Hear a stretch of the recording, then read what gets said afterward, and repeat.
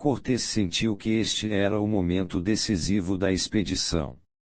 Ele podia facilmente esmagar a conspiração, mas haveria os outros. Seus homens eram uma turma rude, e só pensavam em ouro, Cuba, suas famílias, tudo menos combater os astecas. Impossível conquistar um império com homens tão divididos e pouco confiáveis, mas como enchê-los de energia e foco para a imensa tarefa que ele enfrentava. Pensando bem, Cortés decidiu agir rápido. Capturou os conspiradores e mandou enforcar os dois cabeças. Em seguida, subornou seus pilotos para abrirem furos em todos os navios e depois anunciar que os cupins tinham comido as tábuas das embarcações, deixando-as impróprias para o mar. Fingindo estar aborrecido com a notícia, Cortés ordenou que tudo que pudesse ser salvo dos navios fosse levado para a praia e em seguida os cascos deviam ser afundados. Os pilotos obedeceram, mas não fizeram furos suficientes e apenas 5 dos navios foram ao fundo. A história dos cupins era bastante plausível, e os soldados aceitaram a notícia dos 5 navios com equanimidade. Mas quando, dias depois, outros navios afundaram e apenas um ficou flutuando, tornou-se evidente que Cortés havia armado tudo. Quando ele convocou uma reunião, o estado de espírito deles era de revolta e morte. Não era hora de sutilezas.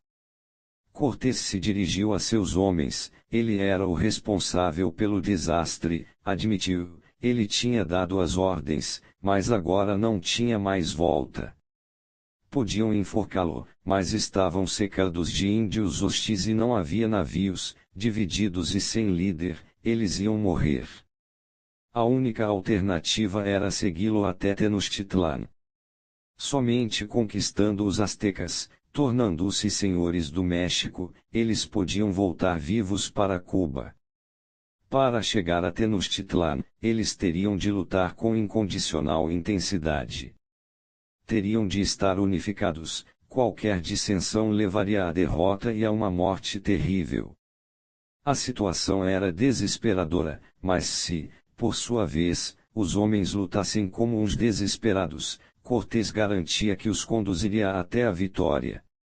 Visto que o exército era de um número tão pequeno, a glória e as riquezas teriam de ser bem maiores. Os covardes que não aceitassem o desafio podiam ir para casa no único navio que restara. Ninguém aceitou a oferta, e o último navio foi afundado. Nos meses seguintes, Cortés manteve seu exército longe de Vera Cruz e da costa. A atenção deles estava concentrada em Tenochtitlan, o coração do Império Azteca. Os resmungos, o interesse próprio e a ganância desaparecerão. Compreendendo o perigo da situação, os conquistadores lutaram sem piedade. Uns 2 anos depois da destruição das naves espanholas, e com a ajuda dos aliados índios, o exército de Cortés cercou Tenochtitlan e conquistou o Império Azteca. Interpretação: na noite da conspiração, Cortés teve que pensar rápido. Qual era a raiz do problema que enfrentava? Não eram os espiões de Velázquez, ou os hostis astecas, ou a incrível desigualdade contra ele. A raiz do problema eram seus próprios homens e os navios no porto.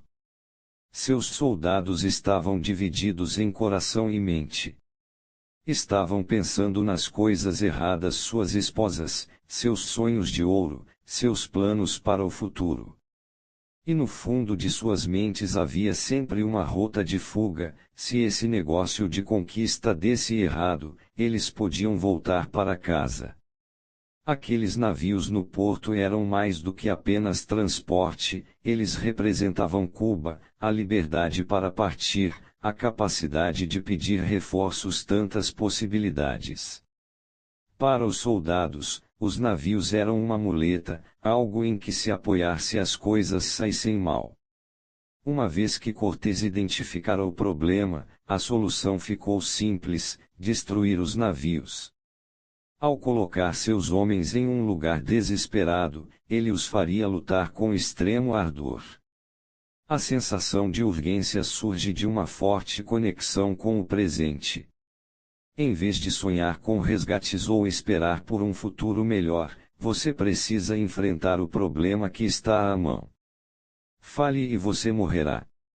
As pessoas que se envolvem totalmente no problema imediato são intimidantes, por estarem tão intensamente focadas, parecem mais puldaruças do que são. Sua noção de urgência multiplica sua força e lhes dá ímpeto. Em vez de 500 homens, Cortés de repente carregava nas costas o peso de um exército muito maior. Como Cortés, você precisa localizar a raiz de seu problema. Não são as pessoas a seu redor, é você mesmo e o espírito com que você enfrenta o mundo.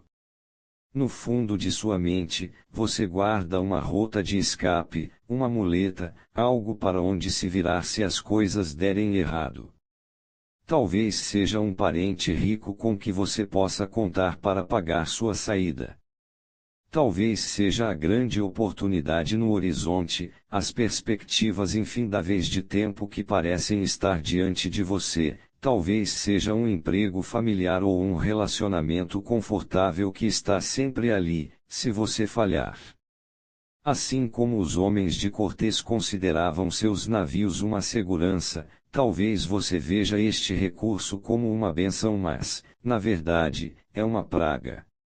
Ele divide você. Porque você pensa que tem opções, jamais se envolve profundamente o bastante em uma coisa para fazê-la bem, e jamais consegue o que quer. Às vezes você precisa afundar seus navios, queimá-los, e ficar só com uma opção, ter sucesso ou afundar. Torne a queima de seus navios o mais real possível, livre-se de sua rede de segurança. Às vezes você precisa ficar um pouco desesperado para chegar a algum lugar.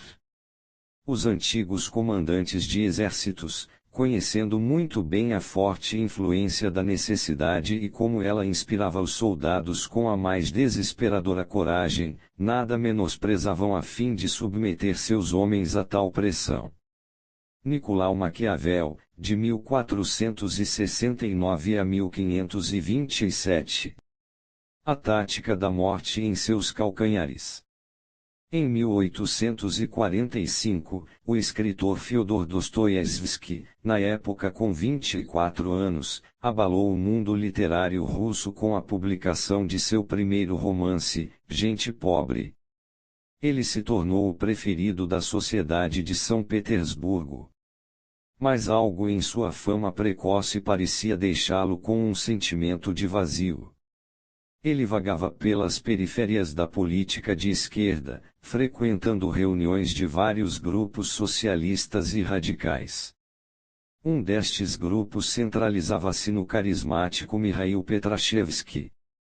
3 anos depois, em 1848, estourou a revolução em toda a Europa. Inspirados pelo que acontecia no Ocidente, grupos radicais russos, como o de Petrashevsky, falavam em fazer o mesmo. Mas agentes do Tsar Nicolau I haviam se infiltrado em muitos destes grupos, e relatórios eram escritos sobre as coisas desvairadas que se discutiam na casa de Petrashevsky, inclusive conversas sobre a incitação de revoltas camponesas. Dostoiévski era veemente quanto a libertar os servos e, em 23 de abril de 1849, ele e mais 23 outros membros do grupo de Petrashevsky foram presos. Após 8 meses definhando na cadeia, os prisioneiros foram acordados em uma fria manhã e notificados de que naquele dia iriam finalmente ouvir suas sentenças. Alguns meses de exílio era a punição usual para o crime que haviam cometido. Em breve, pensaram, terminaria sua provação. Eles foram amontoados em carroças e levados pelas ruas geladas de São Petersburgo. Ao descerem das carroças na Praça Semionovsky, eles foram recebidos por um padre. Atrás do religioso eles podiam ver fileiras de soldados e, atrás dos soldados, milhares de espectadores. Eles foram conduzidos para um patíbulo coberto com um pano preto no centro da praça. Na frente do patíbulo havia 3 postes e na lateral, uma fila de caretas carregadas de caixões. Dostoiévski não podia acreditar no que via. Não é possível que pretendam nos executar, ele sussurrou para seu vizinho. Eles foram acompanhados até o patíbulo e colocados em 2 filas. Fazia muito frio, e os prisioneiros estavam com as mesmas roupas leves de quando tinham sido presos em abril. Os tambores soaram. Um oficial se adiantou para ler as sentenças. Todos os acusados são culpados de pretender derrubar a ordem nacional e estão, portanto, condenados à morte diante de um pelotão de fuzilamento. Os prisioneiros estavam aturdidos demais para dizer qualquer coisa. Conforme o oficial lia as acusações e as sentenças de cada um, Dostoiévski se viu olhando fixo para a flecha dourada da torre de uma igreja próxima e a luz do sol refletindo nela. As centelhas de luz desapareceram quando uma nuvem passou lá em cima, e lhe ocorreu a ideia de que estava para entrar na escuridão com essa mesma rapidez, e para sempre. De repente ele pensou outra coisa: se eu não morrer, se não me matarem, minha vida de repente parecerá infindável, toda uma eternidade, cada minuto um século. Prestarei atenção a tudo que passar, não perderei um segundo de vida novamente. Os prisioneiros receberam camisas com capuzes. O sacerdote se adiantou para lhes dar a extrema-unção e ouvir suas confissões. Eles se despediram uns dos outros. Os primeiros 3 a serem fuzilados foram amarrados aos postes e os capuzes puxados sobre seus rostos. Dostoiévski ficou na frente, no próximo grupo a morrer. Os soldados ergueram seus rifles, miraram e de repente uma carruagem entrou galopando na praça. Um homem desceu com um envelope. No último segundo, o czar havia comutado suas sentenças de morte. Mais tarde naquela mesma manhã, Dostoiévski soube de sua nova sentença: 4 anos de trabalhos forçados na Sibéria, seguidos por um período servindo no exército. Pouco afetado com isso, ele escreveu naquele dia ao irmão: quando relembro o passado e penso em todo o tempo que desperdicei em erros e ócio, então meu coração sangra. A vida é um dom. Cada minuto poderia ter sido uma eterna felicidade. Se os jovens soubessem. Agora minha vida vai mudar, agora eu terei renascido. Dias depois, grilhões pesando 4,5 quilos foram colocados nos braços e nas pernas de Dostoiévski, deveriam ficar ali enquanto durasse sua sentença, e ele foi levado em uma carroça para a Sibéria. Durante os 4 anos seguintes ele suportou as condições mais tenebrosas na prisão.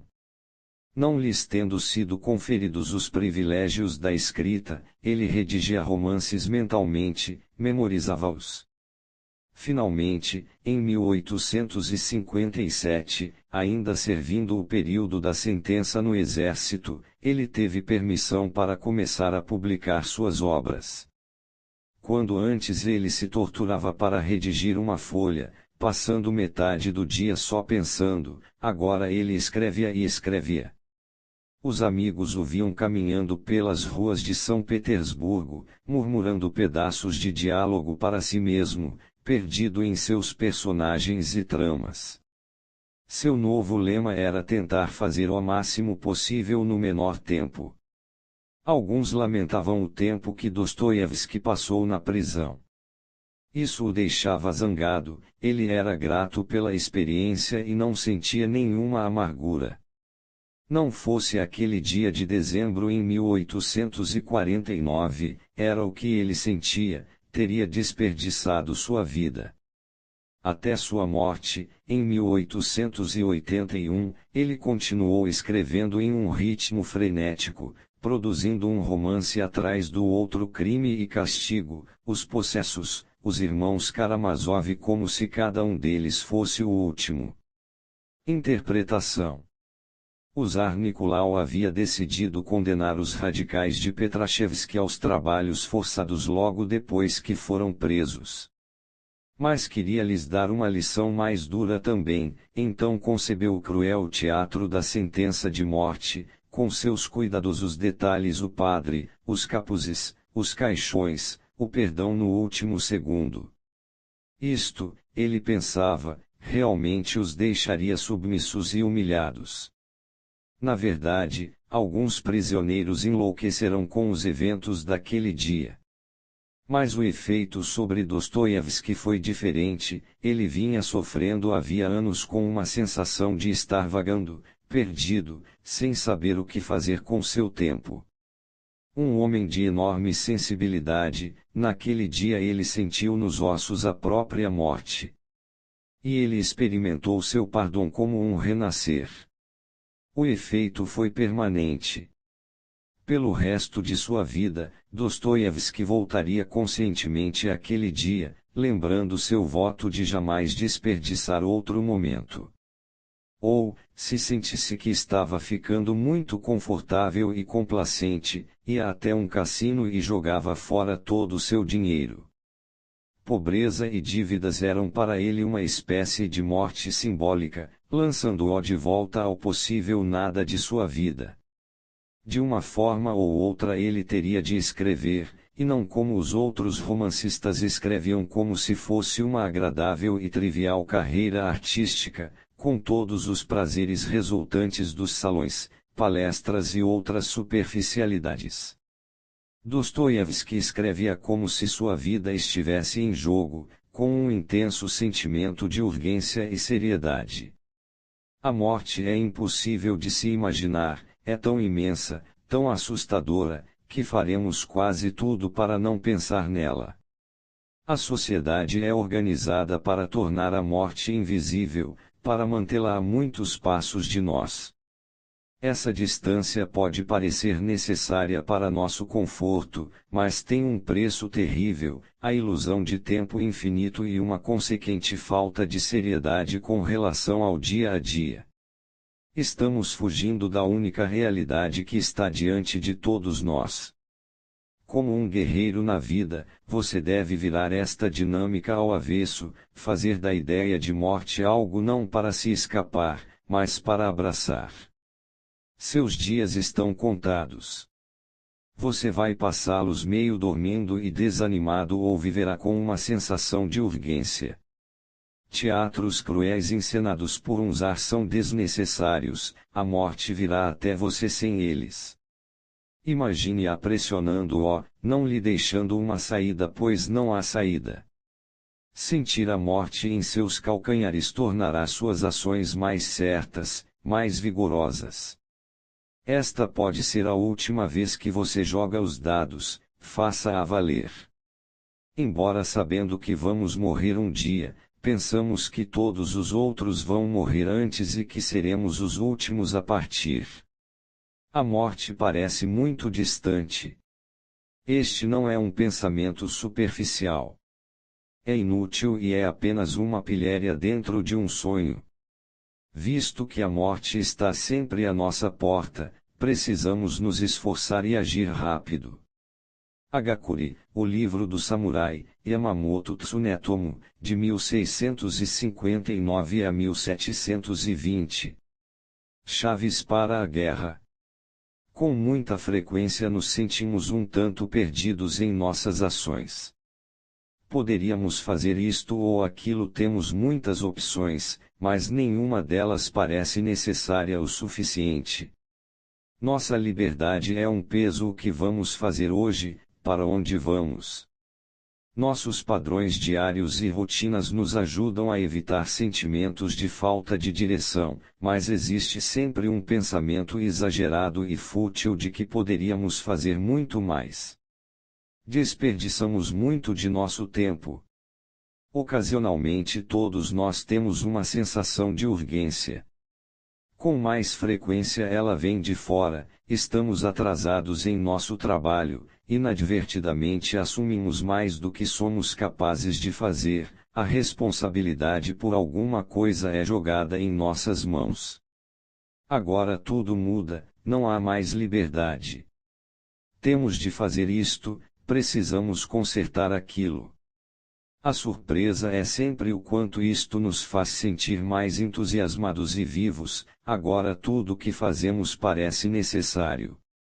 Mas no final acabamos voltando a nossos padrões normais. E quando essa sensação de urgência se vai, realmente não sabemos como recuperá-la. Líderes de exércitos têm pensado nisto desde que exércitos existem, como motivar os soldados, torná-los mais agressivos, mais desesperados. Alguns generais confiaram na oratória inflamada e aqueles especialmente bons nisso tiveram certo sucesso. Mas há mais de 2000 anos o estrategista chinês Sun Tzu acabou por acreditar que ouvir discursos, por mais estimulantes que fossem, era uma experiência muito passiva para ter um efeito duradouro. Em vez disso, Sun Tzu falava de uma zona de morte, um lugar onde um exército está acuado contra algum acidente geográfico, como uma montanha, um rio ou uma floresta, e não tem por onde escapar. Sem ter para onde recuar, Sun Tzu argumentava, um exército luta com o dobro ou o triplo do ânimo que teria em campo aberto, porque a morte está visceralmente presente. Sun Tzu defendia intencionalmente o posicionamento de soldados na zona de morte para lhes dar o pique diferencial que faz os homens lutarem como demônios. Isso foi o que Cortés fez no México e é a única maneira garantida de criar um verdadeiro fogo no estômago. O mundo é governado pela necessidade, as pessoas só mudam de comportamento se forem obrigadas. Elas só sentirão a urgência se suas vidas dependerem disso. A zona de morte é um fenômeno psicológico que transcende o campo de batalha, é qualquer conjunto de circunstâncias no qual você se sente preso e sem opções. Existe uma pressão muito real em suas costas, e você não pode recuar. O tempo está se esgotando. O fracasso, uma forma de morte psíquica, está encarando você. Você precisa agir ou sofrer as consequências. Compreenda, nós somos criaturas intimamente ligadas a nosso ambiente e reagimos de forma visceral às nossas circunstâncias e às pessoas à nossa volta. Se a nossa situação é fácil e relaxada, se as pessoas são gentis e afetuosas, nossa tensão natural se desfaz. Podemos até ficar entediados e cansados, nosso ambiente não está nos desafiando, embora possamos não perceber isso. Mas coloque-se em uma situação de alto risco, uma zona de morte psicológica, e a dinâmica muda. Seu corpo reage ao perigo com um surto de energia, sua mente se concentra. A urgência lhe é imposta, você é compelido a não perder mais tempo. O truque é usar este efeito deliberadamente de tempos em tempos, praticá-lo em si mesmo como uma espécie de toque de despertar. As 5 ações a seguir destinam-se a colocar você em uma zona de morte psicológica. Ler e pensar a respeito delas não vai funcionar, você precisa colocá-las em execução. São formas de pressão para aplicar a si mesmo. Dependendo de você querer um tranco de baixa intensidade para uso regular ou um verdadeiro choque, você pode baixar ou levantar o nível. A balança depende de você. Aposte tudo em um único lance. Em 1937, o jovem de 28 anos Lyndon B. Johnson, na época, diretor no Texas do National Youth Administration, enfrentava um dilema. O congressista texano James Buchanan tinha morrido de repente. Visto que os leais eleitores texanos tendiam a retornar os titulares a seus cargos, uma cadeira no Congresso texano em geral só ficava disponível a cada 10 ou 20 anos, e Johnson queria estar lá aos 30 anos, ele não tinha 10 anos para esperar. Mas era muito jovem e praticamente desconhecido no antigo distrito de Buchanan, o 10º. Ele ia enfrentar pesos pesados políticos a quem os eleitores preferiam. Por que tentar algo que parecia fadado ao fracasso? Não só a corrida seria um desperdício de dinheiro, como a humilhação, se Johnson perdesse feio, poderia tirar suas ambições dos trilhos a longo prazo. Johnson considerou tudo isto e depois decidiu concorrer. Durante as semanas seguintes, ele se dedicou intensamente à campanha, visitando cada vilarejo atrasado e cidade, apertando a mão do fazendeiro mais pobre, se sentando nas farmácias para encontrar pessoas que jamais tinham chegado perto de falar com um candidato antes. Ele sacou de todos os truques do manual comícios e churrasco à moda antiga, modernas propagandas pelo rádio. Trabalhou dia e noite e muito. Quando a corrida terminou, Johnson estava em um hospital, tratando-se de esgotamento e apendicite.